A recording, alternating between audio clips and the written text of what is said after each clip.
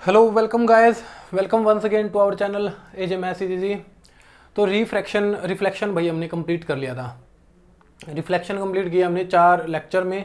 तो रिफ्रैक्शन भी लगभग 3 से 4 जो पीरियड हैं, 3 से 4 लेक्चर लगेंगे, इसके भी कंप्लीट ये अच्छे से हो जाएगा। उम्मीद है सभी को रिफ्लेक्शन जो है समझ में आ गया होगा। कोई भी अगर ऐसा स्टूडेंट है जिसने अब तक रिफ्लेक्शन में कोई डाउट है या अब तक नहीं वो लेक्चर देखे, तो मैंने डिस्क्रिप्शन में उनके लिंक दिए हुए हैं, आराम से जाके रिफ्लेक्शन को कंप्लीट स्टडी कर सकता है। और हाँ, एक डाउट जो थोड़ा सा है, वो लास्ट क्लास में जब हमने किया था, न्यूमेरिकल किया था, वहाँ पर हाइट ऑफ इमेज बाय में हाइट ऑफ ऑब्जेक्ट बाय में माइनस वी अपॉन यू, जहाँ पर हमें हाइट ऑफ इमेज जो है कैलकुलेट करनी थी। यहाँ पर हाइट ऑफ ऑब्जेक्ट को थोड़ा सा ठीक कर लेंगे भाई। हाइट ऑफ ऑब्जेक्ट जो है वो हमारे पास है, क्वेश्चन में था 4.0, वो गलती से मैंने उसको 40 बोल दिया था। अगर किसी बच्चे ने ध्यान दिया हो, फोकस किया उस पर, जिस बच्चे ने जो समझ गया होगा, क्योंकि देखिए 4 मैंने मल्टीप्लिकेशन 4 से ही की थी, आंसर भी हमारा ठीक आया था 6 सेंटीमीटर। ठीक है, शायद मैंने यहाँ पर जो है हाइट ऑफ जब ऑब्जेक्ट लिख रहा था तो मैंने 40 सेंटीमीटर लिख दिया था यहाँ पर, उसको ठीक कर लेंगे। वो 40 सेंटीमीटर नहीं है, 4.0 था, वो गलती से मैंने 40 सेंटीमीटर लिखा है। 4.0 यहाँ पर भी 4.0 कर लेंगे, और आंसर मैंने 4 से मल्टीप्लाई कर रखा है, कोई दिक्कत नहीं है। ठीक है, थोड़ी सी गलती लग गई थी ये वाली। चलिए, 4.0 था, मैंने गलती से 40 बोल दिया था, उसको ठीक करेंगे उसको। उसके बाद में बात कर रहे हैं अपने रिफ्रैक्शन की, इंपॉर्टेंट पार्ट अपना। चलिए, रिफ्रैक्शन से पहले भी एक बात और बता देता हूँ। मैग्निफिकेशन के ऊपर 2-3 क्वेश्चन बनते हैं, शायद मैंने बोला भी था कि मैग्निफिकेशन के ऊपर 2-3 क्वेश्चन बनते हैं, वो शायद रह गए अपने, है ना। तो पहला क्वेश्चन ये है कि अगर हमारे पास क्वेश्चन आए, if magnification is +1, if magnification is +1, what is the mean of this statement. इस स्टेटमेंट का मतलब क्या है। मैग्निफिकेशन अगर हमारे पास +1 होती है तो इस स्टेटमेंट का मतलब क्या है, ये हमें बताना है। इस स्टेटमेंट का मतलब ये है, देखो मैग्निफिकेशन 1 कब आएगी। मैग्निफिकेशन क्या होता है, height of object image by में हाइट ऑफ ऑब्जेक्ट, इस तरीके से होता है, सभी जानते हैं, माइनस वी अपॉन ए, या इसको ऐसे लिख लो, बिल्कुल सभी जानते हैं। देखिए, +1 का आने का मतलब क्या है। +1 कोई चीज़ कब आ सकती है, मैं लिखूँ 4/4, 1 आ गया। मैं लिखा 8/8, कटने के बाद 1 आ गया। इसका मतलब क्या है, हाइट ऑफ इमेज और हाइट ऑफ ऑब्जेक्ट क्या होनी चाहिए, सेम होनी चाहिए। इसका मतलब अगर हाइट ऑफ इमेज जो है 5 सेंटीमीटर है, तो हाइट ऑफ ऑब्जेक्ट भी कितनी होनी चाहिए, 5 सेंटीमीटर होनी चाहिए कि भाई नहीं होनी चाहिए। एक बार बता देंगे जरा, होनी चाहिए कि नहीं होनी चाहिए, दोनों की दोनों बराबर होनी चाहिए, तभी आएगा 1 के नहीं आएगा, तभी आएगा 1 के नहीं आएगा। इसका मतलब क्या है, हाइट ऑफ इमेज, इस स्टेटमेंट का मतलब है कि हमारे पास हाइट ऑफ इमेज और हाइट ऑफ ऑब्जेक्ट जो है दोनों क्या रहेंगी, सेम रहेंगी। और आप बता सकते हो अगर, ठीक है, मुझे बताएंगे जरा, मैं आपके लिए क्वेश्चन जो है पेंडिंग रख रहा हूँ, एक बार मुझे कमेंट सेशन में कमेंट करके बता देंगे कि ऐसी पोजीशन बताओ, ऐसी पोजीशन बताओ जहां पर हमारा हाइट ऑफ इमेज और हाइट ऑफ ऑब्जेक्ट दोनों इक्वल होते हो। मुझे वो पोजीशन जो है कमेंट सेक्शन में चाहिए। ठीक है, मुझे कमेंट सेशन में कमेंट करके बताएंगे कि सर हम इमेज को, हम अपने ऑब्जेक्ट को इस पोजीशन पर रखें तो हमारी हाइट ऑफ इमेज और हाइट ऑफ ऑब्जेक्ट जो है सेम बनेगी। ठीक है, इस तरीके से मुझे वहां पर कमेंट सेशन में बताएंगे। चलिए, उसके बाद में इस स्टेटमेंट का मतलब यही है, एक बुक में तुम्हें एनसीईआरटी में क्वेश्चन देखने को मिल जाएगा ये वाला। ठीक है, अगर बाय चांस इससे ऊपर कोई क्वेश्चन आता है, बाय चांस ऐसा आता है कि अगर मान लीजिए 1.5 का मतलब क्या है, तो यहाँ पर ये हो जाएगा कि height of image height of object से ग्रेटर हो जाएगी, height of image height of object से ग्रेटर हो जाएगी। और अगर कोई 0 पॉइंट समथिंग आती है मैग्निफिकेशन, 0.5 आ गई, 0.2 आ गई, इसका मतलब क्या है कि हाइट ऑफ इमेज जो है हाइट ऑफ ऑब्जेक्ट से स्मॉलर होगी। तो आप बता सकते हैं कि हाइट ऑफ इमेज कब बड़ी बन सकती है, कहाँ पर रखने पर बड़ी बन सकती है, हाइट ऑफ इमेज किस ऑब्जेक्ट पर रखें, कहाँ पर मतलब किस पोजीशन पर अपने ऑब्जेक्ट को रखें कि हाइट ऑफ इमेज बड़ी बने। यहाँ पर भी बता सकते हैं किस पोजीशन पर अपने ऑब्जेक्ट को रखें कि हाइट ऑफ इमेज छोटी बने, किस पोजीशन पर रखें कि हाइट ऑफ इमेज और हाइट ऑफ ऑब्जेक्ट सेम बने। मेनली मुझे ये वाला आंसर देना कि किस पोजीशन पर अपने ऑब्जेक्ट को रखना चाहिए कि हाइट ऑफ इमेज और हाइट ऑफ ऑब्जेक्ट बराबर बने। ये इंपॉर्टेंट क्वेश्चन बनता है यहाँ से, ठीक है। एक मुझे कमेंट सेशन में बताना भाई उसकी पोजीशन, अगर नहीं पता लगेगा फिर मैं बताऊंगा बाद में। चलिए, तो अगला पार्ट है हमारे पास, अगला पार्ट हम कर रहे हैं रिफ्रैक्शन का।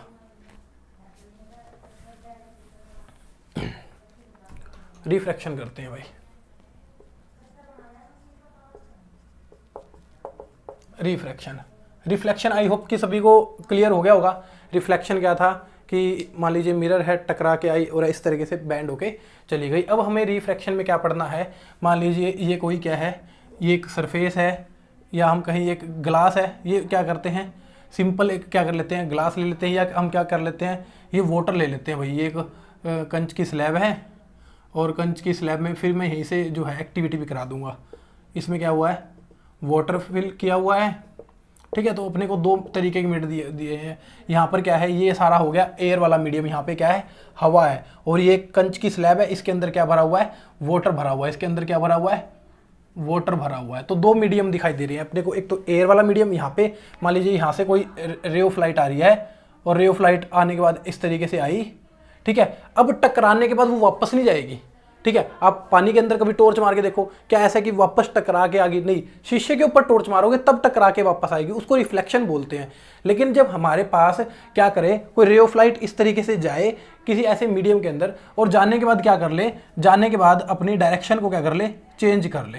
देखो जाना तो अगर इसने कहा था, जाना तो इसने था ऐसे बिल्कुल सीधा जाना था, लेकिन इसने क्या कर ली, आपने क्या कर ली, डायरेक्शन चेंज कर ली। ये चेंज ऑफ डायरेक्शन ही क्या कहलाता है, हमारे पास रिफ्रैक्शन का पार्ट हमारे पास कहलाता है। मान लीजिए अगर इसको हमने ऐसे हवा में लटका रखा है, रस्सी तो बांध के लटका दिया। अब यहाँ से क्या किया, यहाँ पर तो है वाटर, यहाँ से हमने रे ऑफ लाइट लाए, वाटर पे गई, वाटर पे जाने के बाद अब वाटर से बाहर निकलने के बाद फिर दोबारा हवा वाले मीडियम में आ गया, ठीक है। फिर दोबारा क्या हो जाएगा, हवा वाले मीडियम, मतलब अगर इस वाले मीडियम से इधर जाएगा तो फिर अगेन क्या कर लेगा, अपनी डायरेक्शन को क्या कर लेगा, चेंज कर लेगा। यहाँ पर अपने को दो मीडियम दिखाई दे रहे हैं। देखो ये वाला जो मीडियम है, ये वाला जो सारा मीडियम है, ये है एयर वाला मीडियम, मतलब इसको हम बोलते हैं, अगर बात करें इसको बोलते हैं रेरर मीडियम। क्या बोलते हैं, रेरर मीडियम। और इसको हम बोलते हैं भाई डेंसर मीडियम। इसको हम बोलते हैं डेंसर मीडियम। तो यहाँ से अपने पास डेफिनेशन भी क्लियर होगी और बाकी जो डाटा है रिफ्रैक्शन के ऊपर वो भी मैं देखो कंप्लीट करने वाला हूँ अब यहाँ पे। सबसे पहले अगर बात करें रिफ्रैक्शन की डेफिनेशन, सबसे पहले रिफ्रैक्शन की डेफिनेशन जो है तैयार हो गई। सबसे पहले रिफ्रैक्शन की डेफिनेशन जो है तैयार होगी। रिफ्रैक्शन की डेफिनेशन हमारे पास क्या तैयार हो जाएगी, ये हो जाएगी हमारे पास हाँ, when light undergo change its direction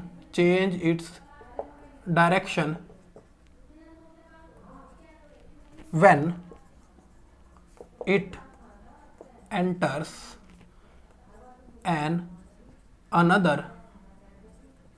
another medium। when light undergoes change its direction, जब लाइट अपनी क्या कर ले, डायरेक्शन को चेंज कर ले। when it enter another medium, एक दूसरे मीडियम में जाने के बाद, ठीक है, another medium when it was traveling, जब वो चल रही हो, रे ऑफ लाइट जब चल रही हो। तो बिल्कुल सिंपल सी डेफिनेशन होगी रिफ्रैक्शन की, when ray of light undergoes change in direction when it enters another medium when it was travelling, जब वो ट्रैवलिंग कर रही हो तो अपनी डायरेक्शन को क्या कर ले, चेंज कर ले। देखो इस डायरेक्शन में क्या करना था, इसने जाना था, ये भटक गई अपनी डायरेक्शन से, ठीक है, यहाँ से ऐसे आ गई। अब अगर ये ऐसे आती जा रही है, अब ये क्या कर रही है, डेंसर मीडियम में जा रही है। अब दोबारा बाहर रेयर मीडियम में आई तो दोबारा से फिर भटक गई। तो यही क्या कहलाया हमारे पास, रिफ्रैक्शन ऑफ लाइट। अब रिफ्रैक्शन ऑफ लाइट से ही इसके क्या हो जाएंगे, लो तैयार हो जाएंगे। बिल्कुल इसी डायग्राम से क्या कर लेंगे, इसके लो तैयार कर लेंगे। क्या करेंगे, एक बार यहाँ पे क्या कर लेंगे, यहाँ पे काम करते हैं, यहाँ पे इस तरीके से, यहाँ पे मैं एक नॉर्मल ड्रॉ कर देता हूँ भाई, नॉर्मल जानते ही होंगे कि 90 डिग्री के एंगल पर जो है नॉर्मल बनता है, और एक नॉर्मल जो है यहाँ पर ड्रॉ कर लेंगे, एक नॉर्मल यहाँ ड्रॉ कर लेंगे। मान लीजिए ये ए बी स्लैब थी, ये सी डी थी, ठीक है। ये पॉइंट हो गया हमारे पास ओ, और ये पॉइंट हो गया हमारे पास ओ डैश, ये पॉइंट हो गया हमारे पास ओ डैश। अब जरा ध्यान से देखेंगे, ये बन रहा है हमारे पास इंसिडेंट एंगल, और इधर अपने को दिख रहा है आर। इधर अपने को देखो, इधर छोटी सी जगह है, मैं लिख नहीं पा रहा, इस वाले एंगल को मैं यहाँ पे लिख रहा हूँ, यहाँ पे ऐसे करके लिख रहा हूँ आर, यहाँ पे लिखना है। देखो ये वाला एंगल अपना कौन सा है, ये वाला एंगल है अपने पास इंसिडेंट एंगल, ये वाला एंगल अपने पास है इंसिडेंट एंगल, ये वाला एंगल अपने पास है। देखो इस तरीके से क्या हुई, रिफ्रैक्ट हुई, रिफ्लेक्ट नहीं हुई, रिफ्रैक्ट, RACT, रिफ्रैक्ट हुई। तो यहाँ पर क्या हुआ, रिफ्रैक्ट। तो पहले अगर बात करूँ मैं, जो फर्स्ट लो है एज सेम, यहाँ आपने ऐसे नहीं लिखना, एज सेम एज रिफ्लेक्शन। जो मैंने फर्स्ट लो लिखवाया था रिफ्लेक्शन का, बिल्कुल सेम टू सेम रिफ्रैक्शन में भी वही लो अप्लाई होगा। देखो कि incident ray, incident ray, refracted रे, रिफ्लेक्टेड की जगह लिख लेना सिर्फ refracted, incident ray, refracted ray and the normal are lie on the same plane, are lie on the same plane. कहाँ करेंगे, बिल्कुल एक ही प्लेन में क्या करेंगे, एक ही प्लेन में लाई करेंगे, एक ही प्लेन में लाई करेंगे। यहाँ से क्या हुआ, अब दूसरा जो लो है इसका, पहला लो बता दिया, पहला लो क्या है, बिल्कुल सेम टू सेम रिफ्लेक्शन का जो लो था वही सेम टू सेम लिखेंगे। बस वहाँ पर क्या कर लेंगे, वहाँ पर क्या था, incident ray, reflected ray and normal. बस यहाँ पर क्या है, इंसिडेंट, रिफ्लेक्टेड की जगह है रिफ्रैक्टेड, रिफ्लेक्टेड की जगह देखो मैं ऐसे लिख देता हूँ, RACTED, रिफ्रैक्टेड आएगा, RACTED। थोड़ा सा ये अंतर है रिफ्लेक्टेड और रिफ्रैक्टेड में। पार्ट हम पढ़ रहे हैं रिफ्रैक्शन का, तो रिफ्रैक्टेड रे की बात यहाँ पर होगी, ठीक है। अब जो दूसरा लो पढ़ना है अपने को, दूसरा लो क्या है, देखो दूसरा लो कहता है the sine of angle of incidence, sorry यहां लिख लेंगे the ratio of sine of angle of incidence and sine of angle of refracted are always constant, लिखेंगे the ratio of sine of angle of incident and the sine of angle of refracted are always constant। क्या रहेंगे, constant। और note में लिख लेंगे, this law is also known as Snell's law of refraction। इसी को बोला जाता है स्नेल्स लॉ ऑफ रिफ्रैक्शन। अगर आपके पास आए डिफाइन स्नेल्स लॉ, तो स्नेल्स लॉ में क्या लिख देंगे, इस सेकंड लॉ को लिख देंगे। और इसको रिप्रेजेंटेशन किस तरीके से देनी है, साइन आई अपॉन में sine r is equal to में कॉन्स्टेंट, जो हमारे पास साइन आई रहता है, sine of incidence of angle, ठीक है, और बाय में sine of refracted is equal to में कांस्टेंट। तो ये हमारे पास दो चीजें हो गई, एक तो पहला रिफ्रैक्शन आ गया समझ में, और दूसरा आया हमारे पास इसके लो।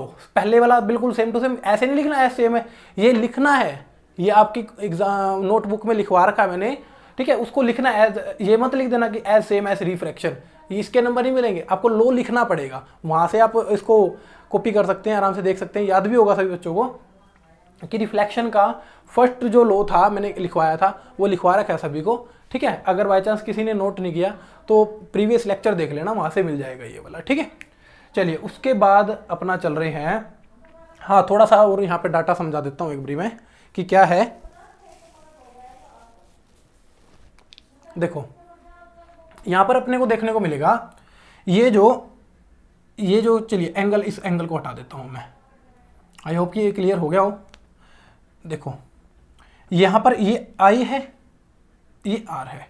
जब हम अगर बात करें कि कोई रे ऑफ लाइट कहाँ जा रही है, रेयर टू डेंसर, जरा ध्यान से देखना, rare to denser, rare medium से डेंसर मीडियम में जा रही है।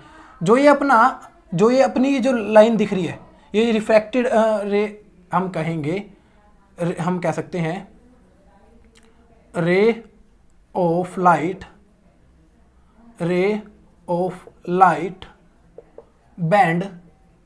Band towards the normal. ये जो रिफ्रैक्टेड रे है, देखो ये नॉर्मल था ना बिल्कुल सीधा, इसकी तरफ झुक गया, इसकी तरफ झुक रहा है। देखो ये क्या है अपने पास, बिल्कुल सीधा क्या है अपने पास, नॉर्मल है, और ये रिफ्रैक्टेड रे है, इसकी तरफ क्या हो गया, झुक गया ना, जाना था उधर लेकिन इसकी तरफ क्या हो गया, झुक गया। अगर हम बात करें सेकंड पॉइंट की, सेकंड इंपॉर्टेंट नोट की बात करें, अगर हम जा रहे हैं डेंसर टू रेयर में, डेंसर टू रेयर में जा रहे हैं, तो क्या हो रही है, देखो रे ऑफ लाइट इस तरीके से आ रही है, ये था नॉर्मल। अब बात करें रे of light banned from the normal, या हम कहें बैंड अवे फ्रॉम द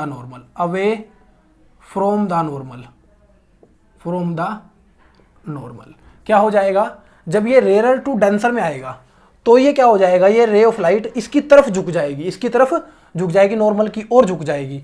और अगर हम डेंसर टू रेयर में जाएं तो ये नॉर्मल था ना, नॉर्मल से क्या हो जाएगी, दूर हो जाएगी। मतलब यहाँ पर एंगल क्या हो जाएगा, यहाँ पर एंगल ज़्यादा होएगा और यहाँ पर एंगल कम होएगा। इस बात को स्पेशली नोट में लिखेंगे, जब रेयर टू डेंसर में जाएंगे तो रे of light band toward the normal उसकी तरफ जाएगी, और अगर रे ऑफ लाइट, अगर हम डेंसर टू रेयर में जाते हैं, इस वाले मीडियम टू इस रेयर मीडियम में जाते हैं, तो अवे फ्रॉम द नॉर्मल उससे दूर हट जाएगी। ठीक है, ये छोटी छोटी सी बातें थी रिफ्रैक्शन के बारे में, आई होप कि ये क्लियर हो गया हो। इसके बाद मैं चल रहा हूँ अपने रिफ्रैक्टिव इंडेक्स वाले पार्ट पर। उसके बाद में चलते हैं रिफ्रैक्टिव इंडेक्स के पार्ट पर। अनदर इंपॉर्टेंट टॉपिक भाई रिफ्रैक्टिव इंडेक्स का। यहाँ पर डायमंड के ऊपर क्वेश्चन पूछा जाता है। यहाँ है रिफ्रैक्टिव इंडेक्स। अभी भाई रिफ्रैक्टिव इंडेक्स क्या है, सबसे पहले तो उसको समझ लेंगे। देखो रिफ्रैक्शन में कुछ छोटे छोटे क्वेश्चन भी पूछे जाते हैं आपसे। कुछ क्वेश्चन पूछ लेगा कि एक गिलास है, गिलास में वाटर है, ठीक है, गिलास में क्या है, वाटर है, यहाँ पर हमने एक सिक्का डाला हुआ है।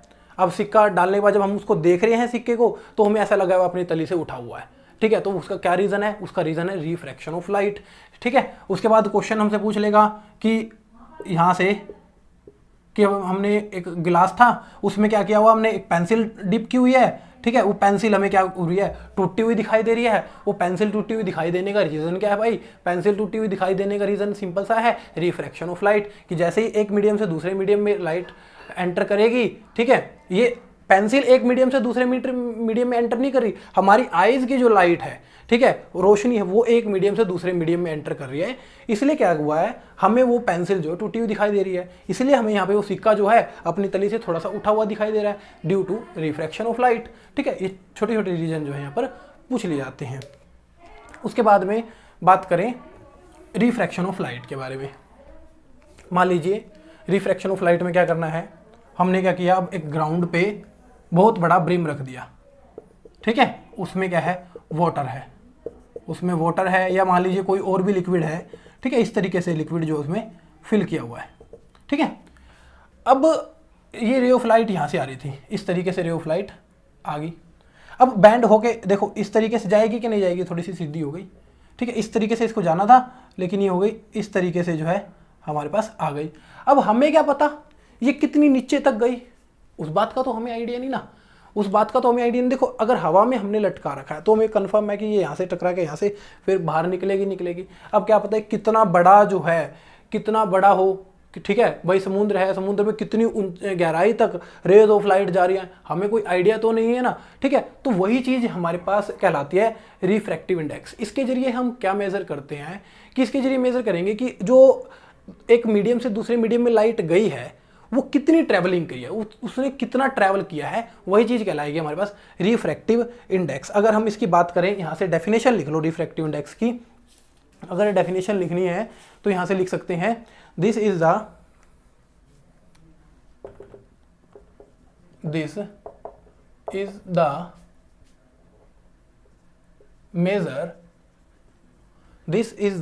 measure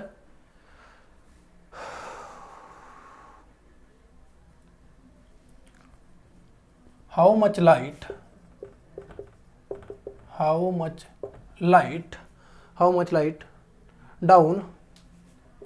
down when it goes into the medium। या हम कह सकते हैं अनदर मीडियम, यहाँ पर लिख सकते हैं अगर लिखना हो, ठीक है। या हम लिख सकते हैं इन द न्यू मीडियम, जब वो न्यू मीडियम में जाएगी, ठीक है, कि कितनी डाउन तक कितनी नीचे तक गया है, वही चीज़ हमारे पास क्या कहलाती है, रिफ्रैक्टिव इंडेक्स कहलाती है। अब इस रिफ्रैक्टिव इंडेक्स को निकाला किस तरीके से जाता है वो समझेंगे। रिफ्रैक्टिव इंडेक्स को निकाला तरीके से जाता है, देखिए अब ये बात तो समझ गए, ये है हमारे पास मीडियम 1 और ये है हमारे पास मीडियम 2, यहाँ ये है हमारे पास मीडियम 2, ठीक है। तो यहाँ पर चलिए इसको मैं रब कर रहा हूँ, इसको मैं रब कर देता हूँ, आई थिंक समझ में आ ही गया होगा रिफ्रैक्टिव इंडेक्स का। तो क्या करना है, तो अगर हमें रिफ्रैक्टिव इंडेक्स निकालना है तो रिफ्रैक्टिव इंडेक्स में किस तरीके से कैलकुलेट किया जाएगा, ये कैलकुलेट किस तरीके से किया जाएगा, यहाँ पर हम कह सकते हैं द स्पीड ऑफ लाइट,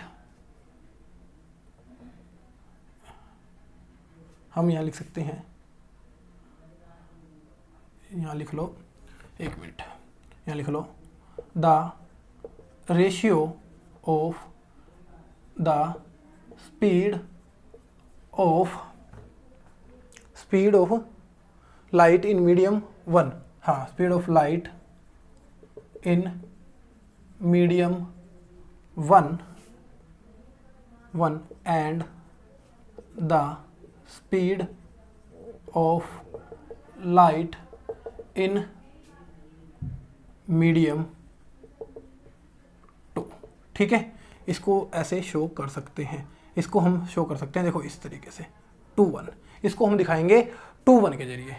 कैसे, speed of light in medium 1 बाय में speed of light in medium 2। यहाँ पर अपने पास जो रिफ्रैक्टिव इंडेक्स निकलेगा वो रिफ्रैक्टिव इंडेक्स निकलेगा इस मीडियम 2 का, रिफ्रैक्टिव इंडेक्स जो निकलेगा ना वो इस 2 का निकलेगा, ठीक है। जिसका निकालना है अपने को उसका आएगा नीचे। हम यहाँ कह सकते हैं कि हम रिफ्रैक्टिव इंडेक्स निकाल रहे हैं सेकंड का विद रिस्पेक्ट टू 1। अगर अपने को निकालना है मीडियम 1 का तो ये रेसिप्रोकल हो जाएगा। तो क्या हो जाएगा, रेसिप्रोकल हो जाएगा, इसको लिख देंगे 1-2।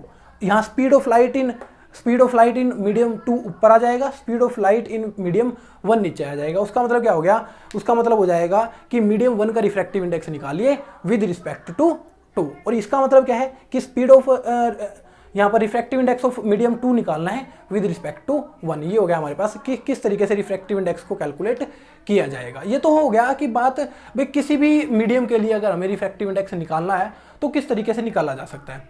अगर बात करें एक एब्सोल्यूट, एक एक्यूरेट उसकी बात करें, एक्यूरेट रिफ्रैक्टिव इंडेक्स की बात करें तो किस तरीके से लिखा जाएगा। देखिए एक बार इसको नोट कर लेंगे कंप्लीट, एक बार इसको अच्छे से नोट कर लेंगे, फिर मैं यहाँ पर करवा रहा हूँ कि अगर अपने को एब्सोल्यूट रिफ्रैक्टिव इंडेक्स निकाला जाए तो किस तरीके से निकाला जाएगा, ठीक है। ये इतना इंपॉर्टेंट नहीं है, मेनली बात ये है कि रिफ्रैक्टिव इंडेक्स पता होना चाहिए क्या है और किस तरीके से उसको कैलकुलेट किया जा रहा है। अब यहाँ से इंपॉर्टेंट क्वेश्चन निकलेगा एब्सोल्यूट रिफ्रैक्टिव इंडेक्स का, यहाँ से निकल जाएगा अपने पास एब्सोल्यूट, यहाँ से निकलेगा एब्सोल्यूट रिफ्रैक्टिव इंडेक्स।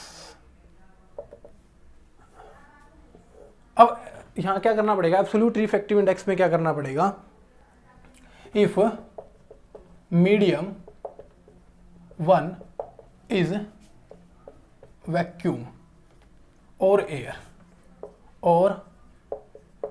यहां पर क्या होना चाहिए, मीडियम 1 कंपल्सरी है, वैक्यूम हो या फिर एयर हो या फिर क्या हो, एयर। ठीक है,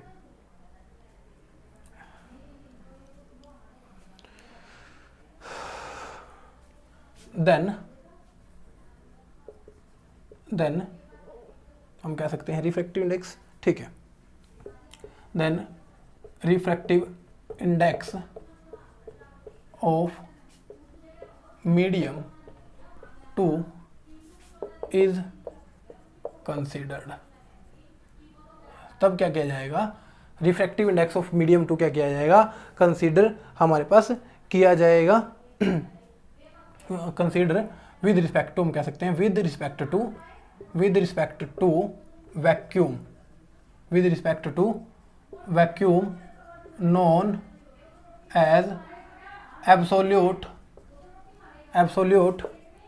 रिफ्रैक्टिव इंडेक्स। इसको किस तरीके से लिखा जाएगा, इस तरीके से लिखा जाएगा, यहाँ पर कह सकते हैं speed of light in air by में speed of light in medium. ये जो रिफ्रैक्टिव इंडेक्स वाला पार्ट है ये कम समझ में आया होगा भाई, मुझे लगता है ऐसा कि ये वाला जो पार्ट है कम समझ में आया होगा। ये तभी समझ में आएगा जब इसके बेस पर एक क्या करेंगे, न्यूमेरिकल करेंगे। यहाँ से इसको याद करेंगे मेनली, जो है अपना एब्सोल्यूट रिफ्रैक्टिव इंडेक्स जो है मेन पार्ट है, एब्सोल्यूट रिफ्रैक्टिव इंडेक्स। वहाँ पर क्या करना है, एक जो मीडियम लेना है वो कंपलसरी है कि एयर लेनी है। ठीक है, speed of light in air, दूसरा कुछ भी हो सकता है, ग्लास हो सकता है, डायमंड हो सकता है। ठीक है, कोई भी ऐसा मीडियम जो है अपने पास हो सकता है, उसमें क्या करनी है हमें, speed of light in medium जो है कैलकुलेट करके दिखानी है। देखिए किस तरीके से अपने पास ये कैलकुलेट किया जाएगा। क्वेश्चन हमारे पास आएगा, क्वेश्चन आएगा इससे रिलेटेड, इफ द स्पीड, हम यहाँ से कह सकते हैं calculate the refractive index, calculate the refractive index. Question में refractive index of glass when a ray of light enters air to glass। अगर कोई रे ऑफ लाइट हमारे पास एयर टू ग्लास में एंटर करती है, क्या करती है, when ray of light enter air to glass में एंटर करती है, तो बताइए ग्लास का रिफ्रैक्टिव इंडेक्स कितना होगा। और यहाँ पर एक चीज की हुई है, having refractive index, if refractive index, sorry यहाँ पर थोड़ी सी गलती हो गई भाई, यहाँ पर थोड़ी सी जो है गलती हो गई, गलती हो गई, यहाँ ऐसे नहीं आएगा, इसको मैं रब कर रहा हूँ वही, चलिए इसको भी रब कर रहा हूँ एक बारी, फिर लिखवा रहा हूँ। यहाँ पे इस तरीके से क्वेश्चन आएगा, calculate the speed of light in glass, इस तरीके से आएगा, calculate the speed of light in glass if A ray of light enters air to glass and having refractive index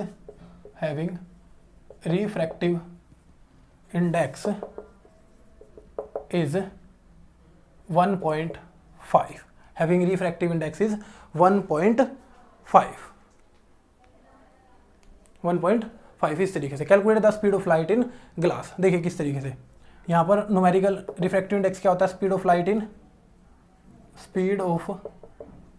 light in air होता है।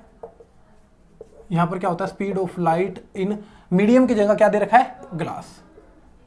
ठीक है, और रिफ्रैक्टिव इंडेक्स वैल्यू पुट करो, रिफ्रैक्टिव इंडेक्स की value 1.5, speed of light in air 3 × 10⁸ यही होती है। स्टार्टिंग में ही लिखवा दिया था कि लाइट की जो स्पीड रहती है वो वैक्यूम कह लो या एयर में कह लो, ठीक है। उसके बाद speed of light in glass as it is, speed of light in glass ऊपर गया, speed of light in glass ऊपर गया, क्या आया 3 × 10⁸ 1.5। इस पॉइंट को हटा के मैं लिख दूँ 10, 3 को इससे काटा 5, 5 को इससे काटा 2, कितना आया 2 × 10⁸ मीटर पर सेकेंड।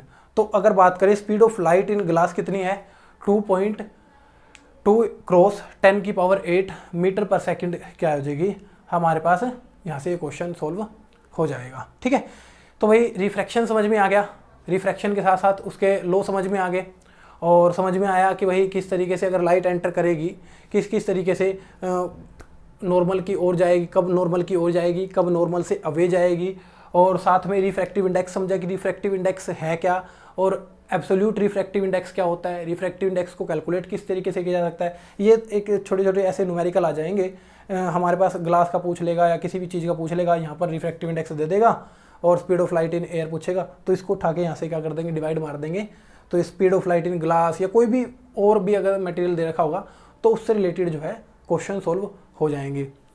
उसके अलावा यहाँ से क्वेश्चन बनता है अपने पास,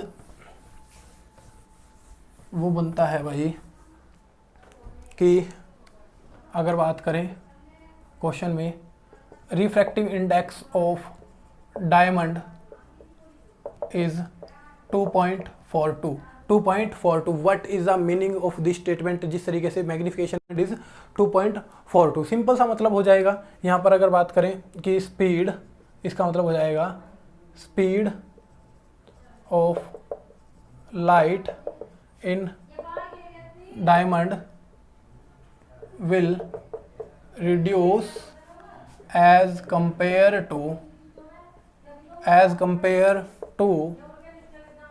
the speed of light in diamond, ठीक है, as compared to the speed of light in air, ठीक है। ये सिंपल सा इसका क्या हो जाएगा मतलब हो जाएगा, ठीक है। अगर रिफ्रैक्टिव इंडेक्स 2.42 अपने से पूछता है तो speed of light in diamond will reduce as compare to speed of light in air, जो एयर की कंपैरिजन में डायमंड में जो स्पीड रहेगी लाइट की वो क्या रहेगी कम रहेगी, इसी कारण इसका मतलब है 2.42 क्या है इसका रिफ्रैक्टिव इंडेक्स है, ठीक है। तो चलिए आज के लिए क्या करेंगे, इतना ही करेंगे आज के लिए, इतना ही। कल फिर आके बात करेंगे अपने स्फेरिकल लेंसेज की बात करेंगे, ठीक है, कि लेंसेज कनकेव कन्वेक्स लेंसेज किस तरीके से काम करेंगे, किस तरीके से उनमें इमेजेस बनेगी, क्या क्या उनके यूजेस होंगे और क्या numerical portion concave convex mirror में निकलेगा। चलिए आज के लिए बस इतना ही करेंगे, और भाई सेशन को ज़्यादा से ज़्यादा शेयर कर दिया करो। Have a nice day from my side, thank you.